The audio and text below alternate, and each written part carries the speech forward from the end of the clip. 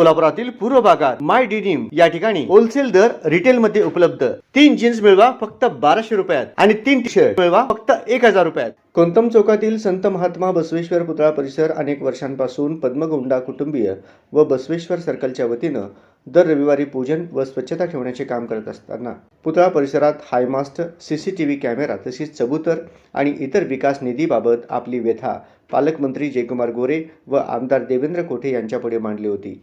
एकीकडे सोलापूर शहर स्मार्ट होत असताना समस्त वीरशैव समाजाचे श्रद्धास्थान असलेल्या संत महात्मा बसवेश्वर महाराजांचा पुतळा परिसर देखील स्मार्ट व्हावा याकरिता निवेदन देण्यात आले होते। याची दखल घेऊन तात्काळ 20 लाख रुपये मंजूर करण्यात आल्याची पालकमंत्री जयकुमार गोरे यांनी पत्र दिले होते। याप्रसंगी श्री संत महात्मा बसवेश्वर सर्कल मित्र परिवाराच्या वतीनं बसवेश्वर सर्कल येथे 20 लाखाच्या सुशोभीकरणकरिता निधी मंजूर केल्याबद्दल आमदार देवेंद्र दादा कोठे यांचा सत्कार करण्यात आला। प्रमुख मान्यवर डॉक्टर शिवरत्न शेटे, सौ रोहिणीताई तडवळकर, भाजपा शहर अध्यक्ष सुरेश अण्णा पाटील, माजी सभागृह नेता सुरेश अण्णा पाटील, माजी नगरसेवक जगदीश पाटील, श्री सिद्धेश्वर देवस्थानचे विश्वस्त प्रभुराज बेंदर्गीकर, माजी नगरसेवक प्रथमेश कोठे, गुरुशांत दुतरगावकर, चन्नवीर चिट्टे आदी उपस्थित होते।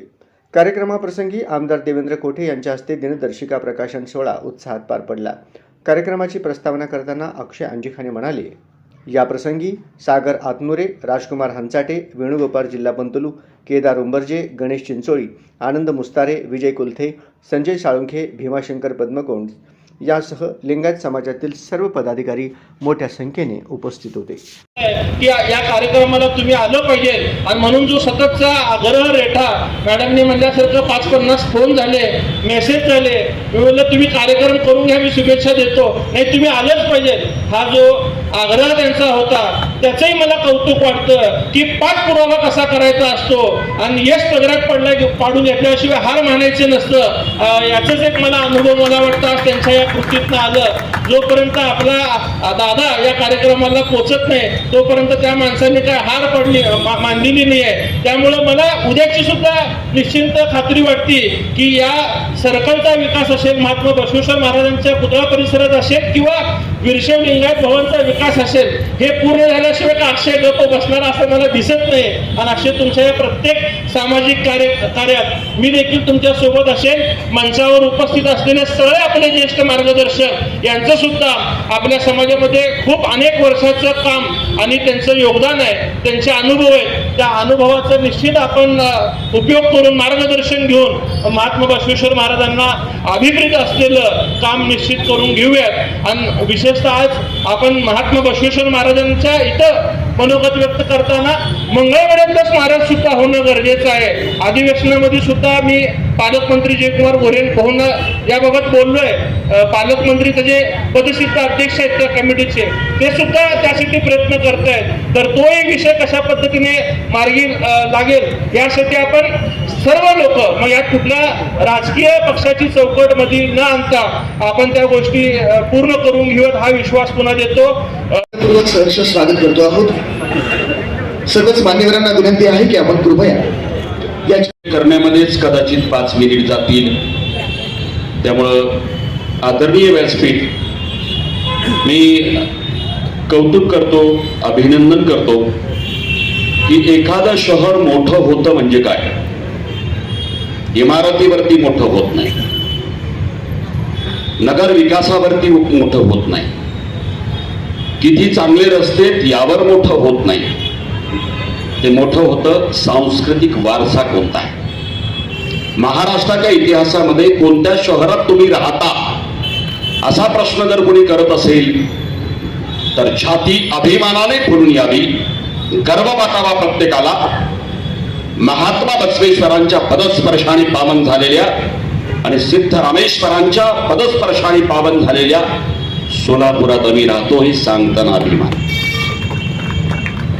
आणि ज्या लोकप्रतिनिधीला हे कळतं की महाराष्ट्रामध्ये ज्या शहराचा सांस्कृतिक वारसा मोठा आहे, जिथे 12व्या शतकात ती अनुभूती घ्यायची असेल तर जानेवारीमध्ये गड्डा यात्रेत लोक येतात आणि ते श्वेत वस्त्रधारी सिद्धरामेश्वरांचे भक्त ड्रोन कॅमेऱ्याने टिपल्यानंतर परदेशी पाहुण्यांचं सुद्धा हे मत असतं की जणू 12व्या शतकातला आभास आम्हास झाला.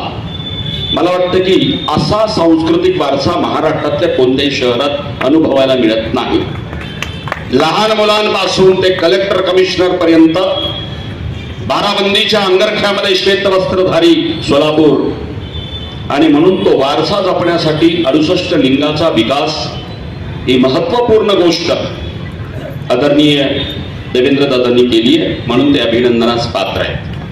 बसवेश्वर सर्कल या परिसराच्या सुशोभीकरण कामासाठी पालकमंत्री जयकुमार भाऊ गोरे व आमदार देवेंद्रदादा कोटे यांच्या माध्यमातून मी अक्षय अंजिखाने मंडल अध्यक्ष भारतीय जनता पार्टी मध्य पूर्व मंडल, त्याचबरोबर बसवेश्वर सर्कल मित्र परिवार यांच्या माध्यमातून आम्ही सतत केलेल्या पाठपुराव्यामुळे या ठिकाणी या बसवेश्वर महाराज पुतळ्याच्या चबुतऱ्याचं कामासाठी निधी नसल्यामुळे अनेक दिवसांपासून अनेक महिन्यांपासून हे काम प्रलंबित होते.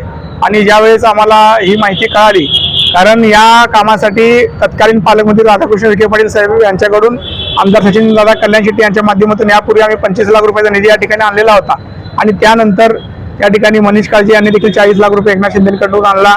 आणि हे काम होत असताना हे काम प्रलंबित अनेक दिवसांपासून आहे हे आम्हाला जेव्हा निदर्शनास आलं, त्यावेळेस आम्ही महापालिकेतील अधिकाऱ्यांना या ठिकाणी विचारणा केली की आम्ही दिलेला निधी असेल किंवा इतर शासकीय निधी जे शासनाकडून आलाय हे येऊन देखील अद्याप हे काम अपूर्ण का आहे. तर त्यावेळेस आम्हाला कळालं की या चबुतऱ्याच्या कामासाठी निधी नसल्यामुळे हे काम प्रलंबित होतं. आणि आम्ही तत्काळ ही बाब पालकमंत्री जयकुमार भाऊ गोरे व आमदार देवेंद्र कोटे यांना ही कळवली. आणि मंडलाध्यक्ष म्हणून मला जो पालकमंत्री जयकुमार भाऊ गोरे यांनी निधी सुचवायला सांगितला होता, त्यामध्ये मी या बसवेश्वर महाराज पुतळ्याच्या 20 लाख रुपये निधीची मागणी केली. आणि त्यांनी तात्काळ या महापुरुषांच्या निधीसाठी या ठिकाणी जे काम प्रलंबित राहिलं आहे ते त्याची संवेदनशीलता लक्षात घेता तात्काळ त्या ठिकाणी आम्हाला निधी दिला. आणि याची टेंडर सुद्धा या ठिकाणी झालेलं आहे. आणि लवकरच प्रत्यक्षात कामाची सुरुवात आचारसंहिता पूर्वी होईल असा विश्वास मला या ठिकाणी आहे.